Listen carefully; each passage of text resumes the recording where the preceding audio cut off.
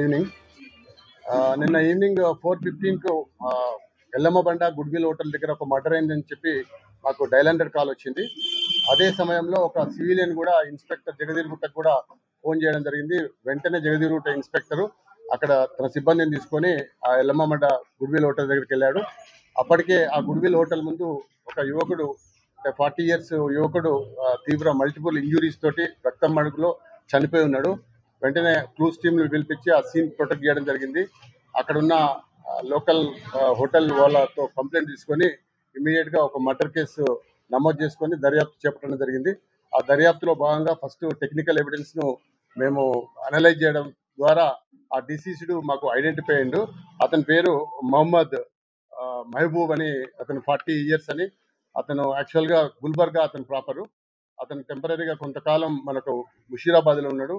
అతను ఒక 13 క్రిమినల్ కేసులలో ఒక మర్డర్ కేసులో కూడా ఉన్నాడు పటాన్ చెరువులో.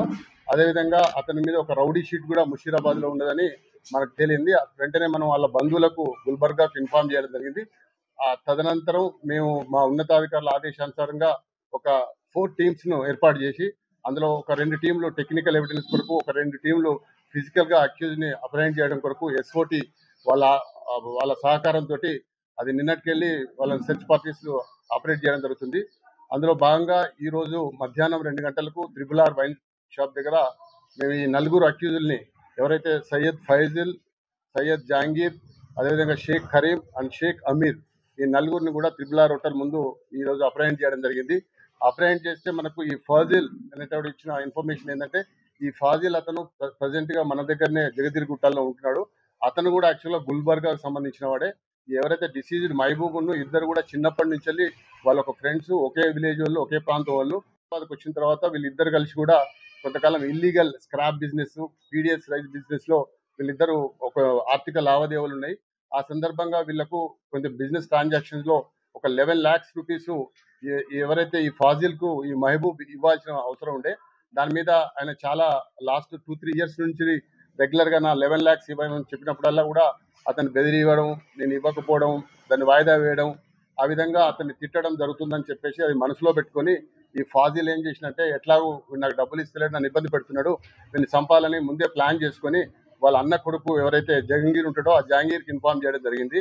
ఆ జహాంగీర్ వాళ్ళ మిత్రులైన కరీం అంటే అమీర్, వీళ్ళిద్దరికి కూడా ఇట్లా మనం ఒక నేషేది ఉంది, మీరు కూడా కోఆపరేట్ చేయాలంటే వాళ్ళు కూడా వచ్చారు. అందులో భాగంగానే వాళ్ళు ప్లాన్డ్ గా నిన్న మహమ్మద్ ను వాళ్ళు ఫోన్ చేసి పిలిపించడం జరిగింది. ఫస్ట్ పిలిపించిన తర్వాత ఎల్లమ్మ బండ దగ్గర ఉన్న ఒక ఈద్గా దగ్గర కాసేపు ఈ డబ్బుల గురించి ఆర్గ్యుమెంట్ జరిగింది. ఆ మహమ్మద్ వచ్చినప్పుడు అతనితో పాటు ఇంకొక 2 వ్యక్తులు కూడా వచ్చారు అతనితో పాటు. వాళ్ళ ముగ్గురు, వీళ్ళు 4 ఉండే. అక్కడ కొంచెం ఆర్గ్యుమెంట్ జరిగిన తర్వాత ఛాయ్ తాగుదామని చెప్పేసి వాళ్ళు ఆ గుడ్విల్ హోటల్ ముందుకు వచ్చి ఛాయ్ తాగుతున్న క్రమంలో అనుకున్న ప్లాన్ ప్రకారంగా ఫస్ట్ జహాంగీర్ తనతో తెచ్చుకున్న కత్తితోటి ఫస్ట్ ఈ మహమ్మద్ ను తల మీద కొట్టడంతో మహమ్మద్ కింద పడిపోయాడు. కింద పడిపోయినాక మిగతా ఈ ఫాజిల్ అండ్ తర్వాత కరీం కూడా వాళ్ళ మీద నైఫ్స్ తోటి అటాక్ చేయడం జరిగింది. ఆ క్రమంలో ఆ మహమ్మద్ తో వచ్చిన ఇద్దరు కూడా అక్కడి నుంచి పారిపోవడం జరిగింది. ఆ తర్వాత అతని మీద కసితీర కొట్టేసి అతను చనిపోయిందని కన్ఫర్మ్ చేసుకుని అక్కడి నుంచి వెళ్ళి పారిపోవడం జరిగింది.